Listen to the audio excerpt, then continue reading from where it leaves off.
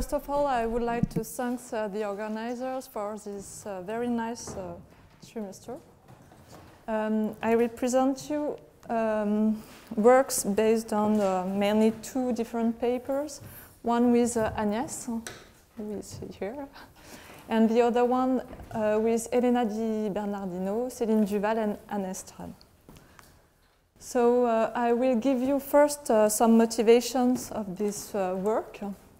And then in the second part, I will try to explain what are the Lipschitz scaling curvatures for excursion sets of random fields. And then we will have several examples of stationary isotropic random fields. Most of them are infinitely divisible, as Michael presents. And if time allows, I will present an example on real data. So our first motivation for this work was the study of the geometry of shot noise random fields. Why? Because they are sparse random fields. Because they are given only by marked point process. So where the first points here are driven by an homogeneous Poisson point process in the space, RD. And then you attach some marks, and you can choose freely their domain of behavior. And then from one single function, deterministic, called spot function, if you have this integrability assumption, you can define the shot noise fields as the superposition of all contributions. And for instance, in this talk, so we will be in dimension 2, and I will only consider a single function g that is integrable. And I will assume that I can randomly weight this function or delete it according to random variables, w for weight and or for the radius. So I will give an example. The first one is with a spot function given by the indicator of a disk. So I will assume to observe my random field on a bounded closed rectangle given by T. And for computing my shot noise process associated with G, I will assume that there is no weight, so each G has weight 1, almost surely. But I can switch the radius with a probability 1/2 for each radius, and I chose between two radius. So you will count the number of disks in the rectangle. Due to the Poisson point process, this number is just a Poisson random variable, and it is proportional to the area of the domain times the intensity. So the intensity is quite the number of shapes you will get on your domain. So once you have this, you can throw your points of the Poisson point process uniformly in the domain. So for instance, here I have my first center. I attach a radius and draw a disk. So here the other one, and I have a smaller radius. And then you do that several times. So now the radius can overlap, the disk can overlap, and then the gray corresponds to the number of disks that you have drawn. And if you consider high intensity, you will cover all the image, and you will get back with some kind of Gaussian behavior. And this is linked to the asymptotic normality of this shot noise. So now, if I consider this realization, I will be interested in the excursion sets of these fields. So what are these? This is just the set of points in the image where my random field is greater than a level u. And of course, if I consider the 3D view with several disks, I will have access to only 3 values, 1, 2, or 3. And I can cut according this value. So here you will get the excursion sets for u equal to 0.5. And this is just the union of disks that you have thrown. For u equal to 1.5, this is a set of intersection of at least 2 disks, and here you have this kind of shape. So I draw some level lines associated to this view. This was my third image. And if you consider the fourth one, so with high intensity, you have something much more complicated with more levels. And these are some level lines that you can extract from the image. So now, if instead of considering the indicator of a disk, I consider a Gaussian, of course my surface will be smoother. And I have this kind of image. And here also I have cut and present you 3 excursion sets according to the value of the level.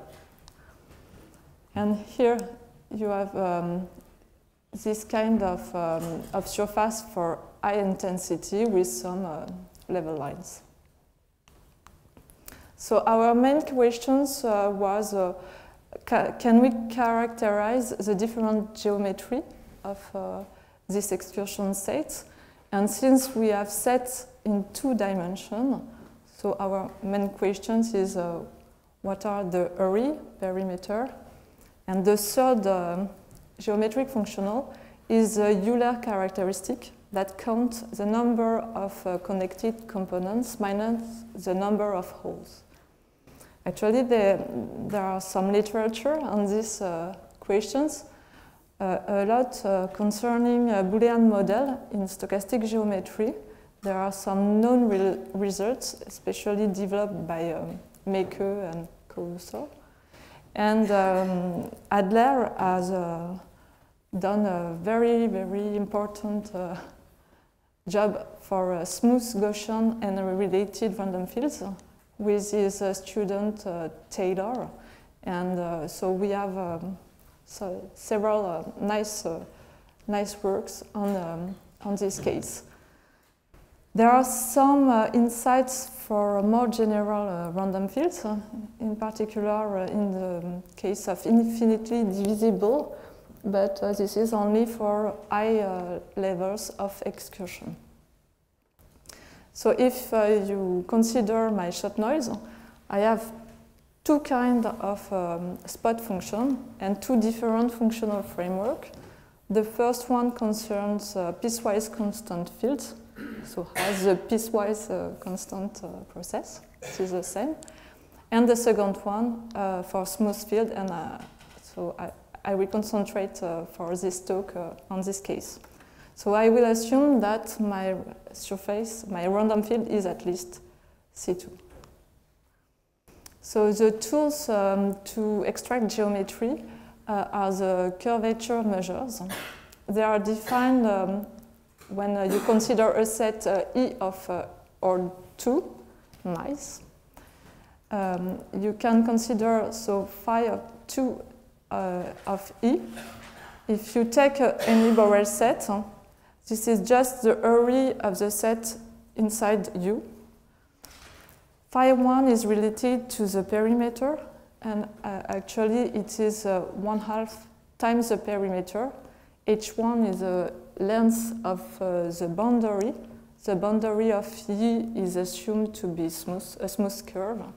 and you consider the length inside the window U. And phi 0 is defined with respect to the total curvature of the curve. So this is maybe the quantity that is not so much familiar. And so I will briefly describe what is this quantity of total curvature. So I need some definition. So maybe the first thing is to think of my disk. This is not so disk, but let's say E is my disk, E is my disk. So I will positively orient this boundary. The boundary is just the circle. So it is the normal points inside E. And the boundary is a smooth curve. So here I have only regular points and no corner points. And I can define at each point the curvature. So for a disk,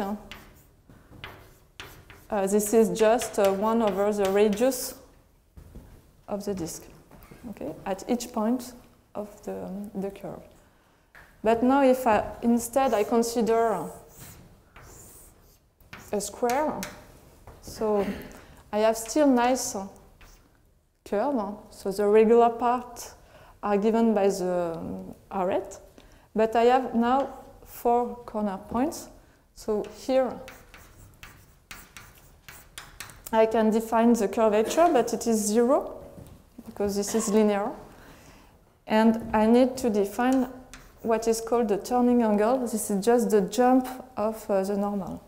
So here, at each corner point, I have still my orientation. And I will get my turning angle defined according to the orientation. Here it is given by this. And now the total curvature is just the integral of the curvature along the boundary plus the sum of the angle. And we have a nice result, Gauss-Bonnet theorem, that link actually the total curvature to the Euler characteristic, because this is an invariant actually of the set. If you have a nice set whose boundary is given by n disjoint Jordan curve, piecewise regular, then you can compute the total curvature of the boundary just by summing the total curvature of each curve, and it is equal to 2 pi times the Euler characteristic, where the Euler characteristic corresponds to the number of connected components minus the number of holes. And it follows that phi 0 is the Euler characteristic of E as soon as you take E nice and U greater in order that E is included in U. So just here to convince that Gauss-Bonnet is working, if you consider the total curvature of the disk, so the length is 2p times r, and you integrate 1 over r, so you have 2 pi, and so this is 2 pi times 1, because I have 1 connected component and not whole. Here, this is the same, so I will integrate 0, so this is 0, and I will add my corner points. I have 4 times p over 2, so this is 2 pi times 1, because I have 1 connected component.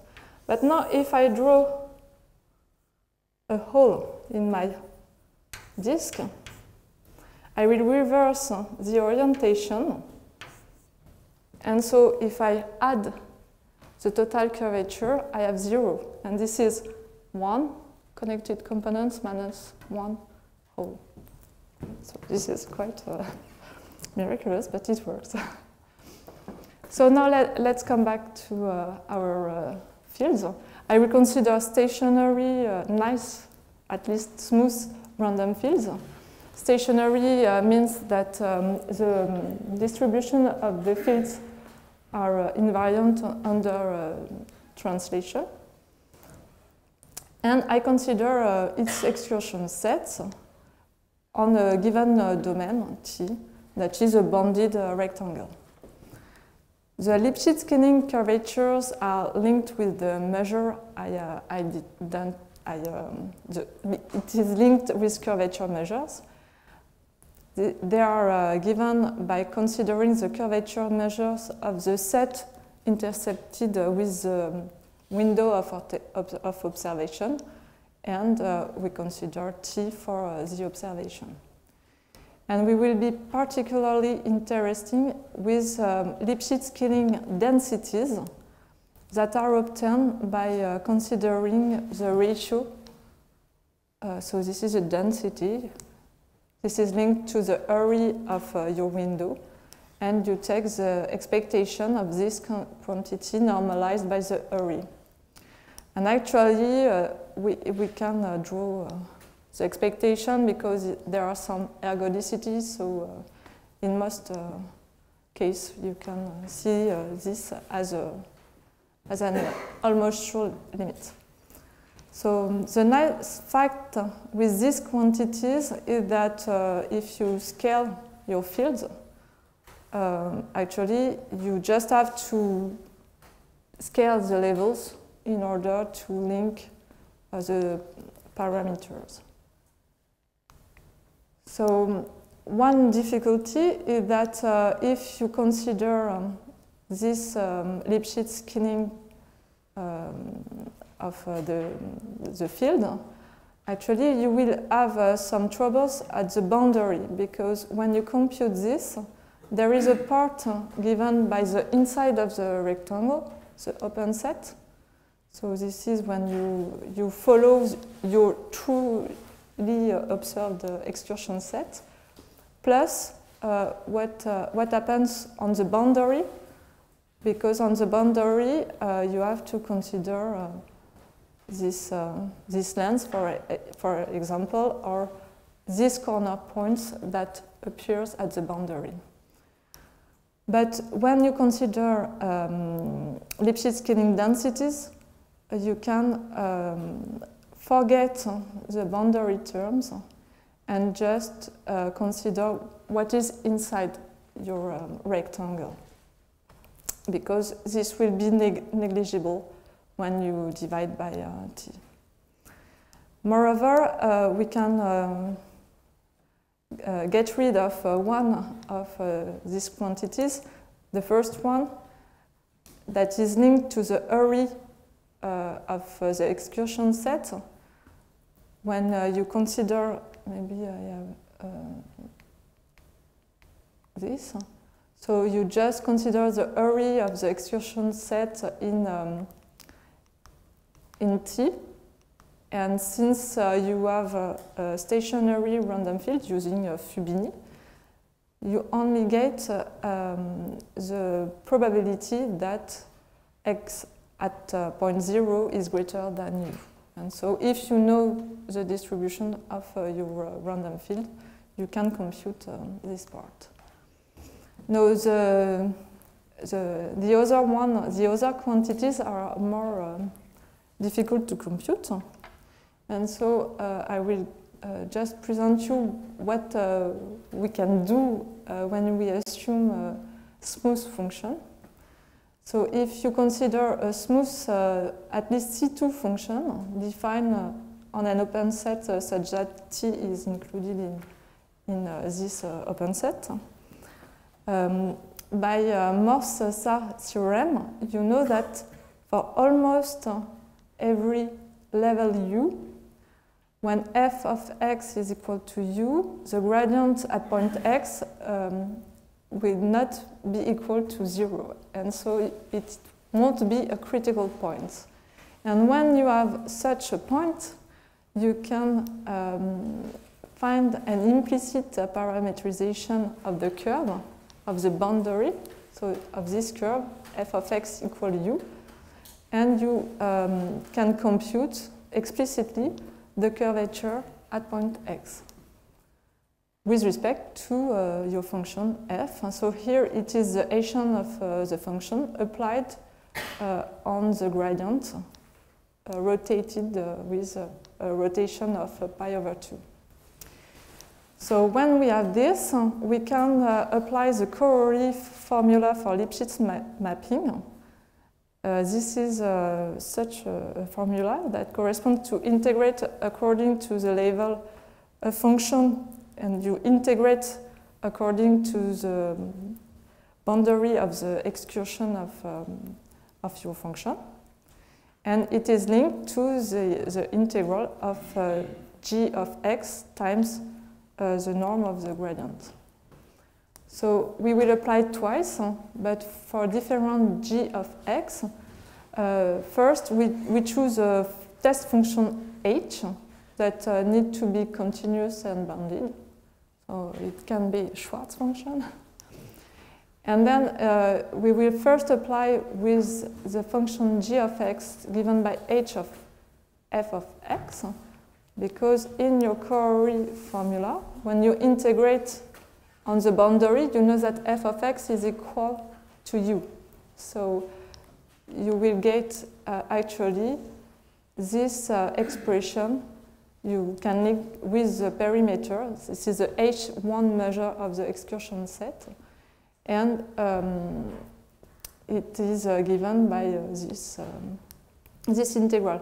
Here I have the 1/2 that is just because I consider 1/2 times the perimeter. So now I can apply also the corollary formula by taking h of f of x times the curvature function to recognize my Lipschitz-Killing curvature measure and identify within this integral with respect to my function f. So now when x is a stationary random field, I can apply this formula almost surely and take expectation, and then by stationarity, I only need to know the distribution of the joint distribution of x0, its gradient, for computing this integral, and the Hessian for the Euler characteristic terms. So what is nice is that I have a formula for my quantities with a test function. So this allows us to get information on these quantities for almost all u. In particular, I can take h equal 1, and I have something that is related to the total variation of the field, a kind of a total variation density, obtained by considering 2 times this integral, because you have just the expectation of the norm of the gradient of your field. And for the second term, you have what we can call a level total curvature. So this is the total curvature of the excursion set integrated according to all levels. And this is obtained by this. So of course, it is not very easy to compute in general these terms. But if you assume that your field is isotropic, we can a little bit simplify these quantities. For instance, the norm can be replaced by the absolute value of the first partial derivative of x. And this term involved for the Euler characteristic can be split in 2 terms. The first one is quite nice because it only depends on the partial derivative of order 2 of the field. And the second one is more involved. But you can compute also the total variation and level total curvature of the field. So in particular, in the Gaussian case, formulas are very nice because when you consider a stationary standard isotropic C2 field, its distribution is only characterized by its covariance function, and the excursion set will be linked with what is called the second spectral moment. This is just the variance of the partial derivative. By stationarity, you have always non-correlation between x and its derivatives. And since you assume that your field is Gaussian, the variables are independent, and it is magic. All will work, we can compute. So you can compute the first term and split by independence, and you recover the expectation of the absolute value of a normal distribution. This term, using conditional expectation, is given by this one, and this very bad term will cancel, actually, because this term vanishes. You have just a sinus of the angle of the gradient, and by isotropy, this is uniformly distributed, and so this is 0. So we have access to, we can compute this and identify these quantities and consider experiments. So here you have a realization of Gaussian fields. We chose Gaussian covariance function, so it is smooth, very smooth. Here we have computed the C0 term, so corresponding to the Euler characteristic of the fields. In blue, this is a theoretical curve, and in red, the estimated point using MATLAB BW Euler function. Here you have the perimeter, half times the perimeter of the field. The pictures are according to levels of the field, and my field is standardized, so I have mean 0 and standard deviation 1. Here it is just the array, so this is 1 minus the cumulative distribution of just a random variable, a standard Gaussian variable. You have here two excursion sets. With the first one is for a level before 0, so with a Euler characteristic negative, and the second one is at a higher level. So just a few comments. We can have access to almost every values of these quantities with respect to u, but if we know that they are continuous, it is enough. And there are some great works in this sense, at least for C1, ensuring very strong assumption, general assumption on the field. When the field is assumed to be C3, we have actually more stronger results developed by Adler and generalized for fields of Gaussian type. And we have also correction on the quantity by considering the true Euler characteristic of the set on a given image. So this is linked with a kinematic formula, but I won't have time to talk about this more. So what is nice with Adler works is that we can switch and consider other distribution. So for instance, if you consider key 2 distributions, they are given by the sum of squares of independent Gaussian random fields. We have normalized this field in order to have 0 mean and standard deviation equal to 0.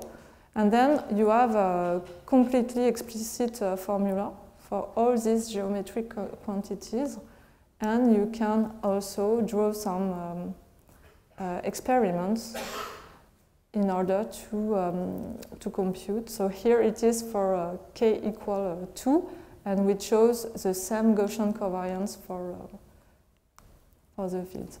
You can also consider the student case, and the student case is quite similar.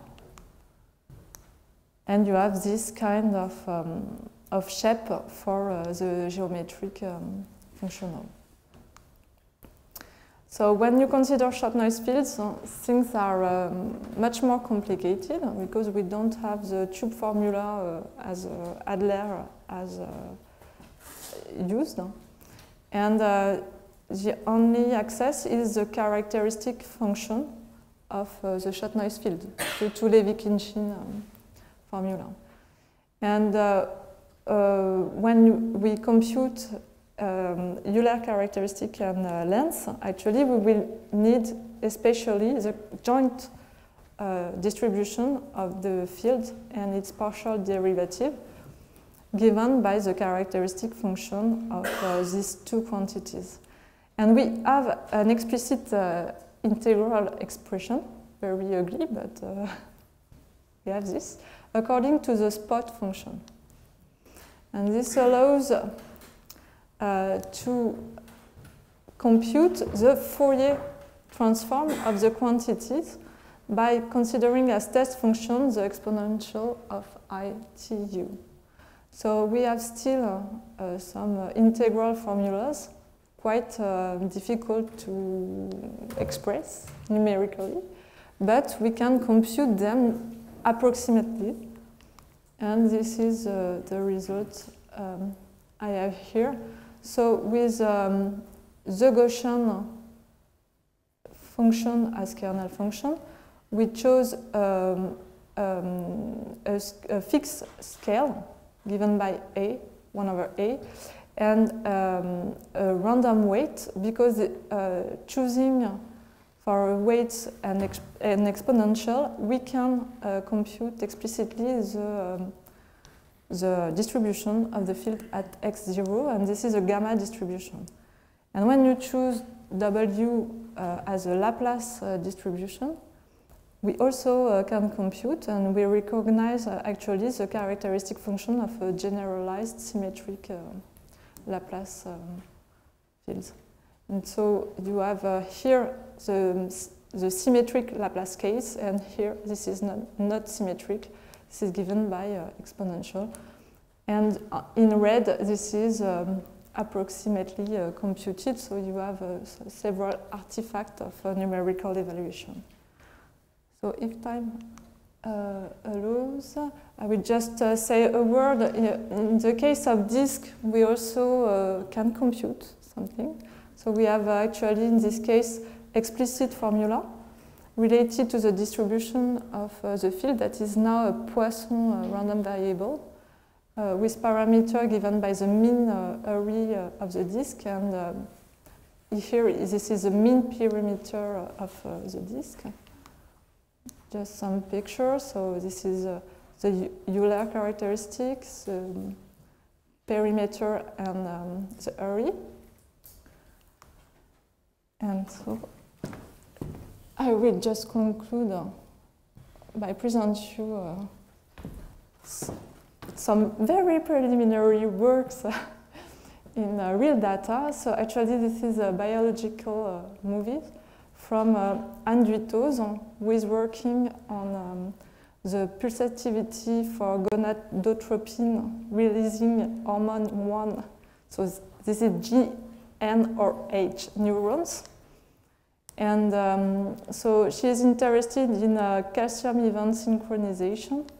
And so she is wondering if there are some specific neurons that synchronize together. And this is a calcium imaging recording for most nasal explants. And so what are the data? The data are a movie. So I have 700 images. The size is given by this. This is coded in RGB in 8 bits.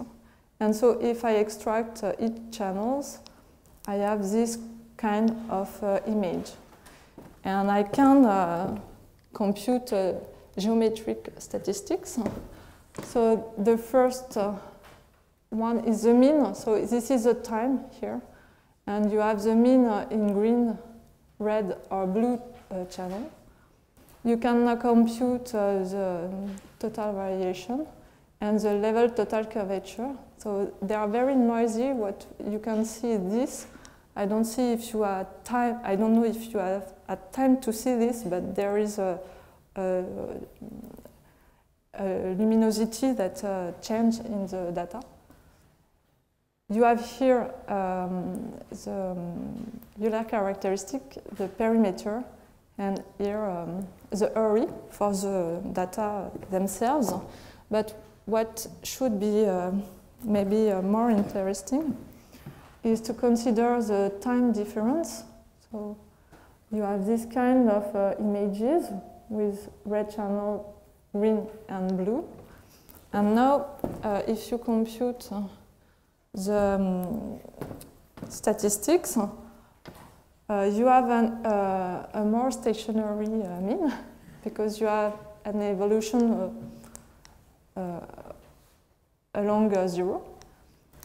The total variation doesn't change too much, but here you have actually the level total curvature that vary according to 0, and you maybe recognize some particular Euler characteristic functionals, or for perimeter, I think maybe we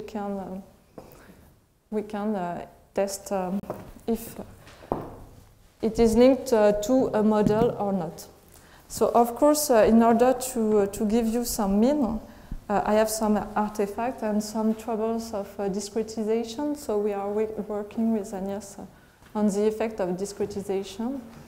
And we have lots to do now to use this characteristic, for instance, to detect main topological changes.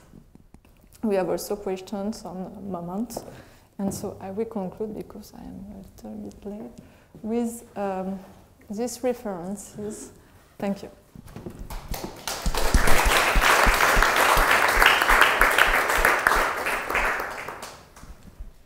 Is there some questions in the audience? So maybe I'll start. So for the last examples, you showed experiments where,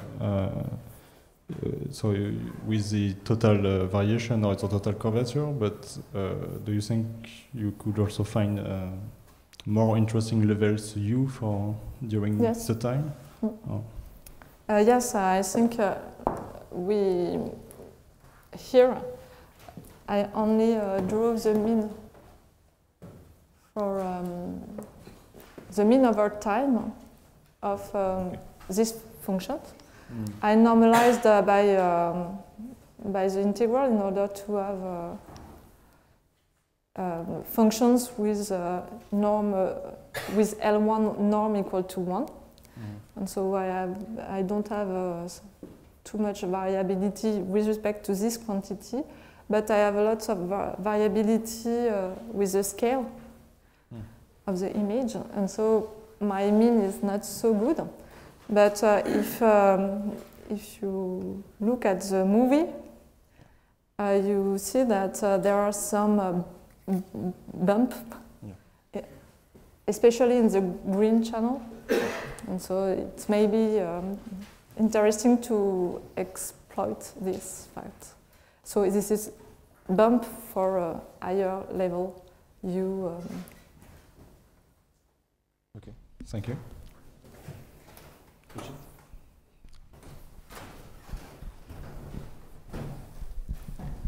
Thank you for your talk. In your numerical simulation, I guess there is a kind of overshoot in the discrete curves compared to the continuous one. In the previous simulations? Here? No, again. Before. Like here, you can see it a bit here, but it was Before? Even before? Yeah, here. Here? For example, in this one, in the previous one also, on the middle curve you have a kind of overshoot. Here? Yeah, do you have a way of explaining that? Yes, we have some insights.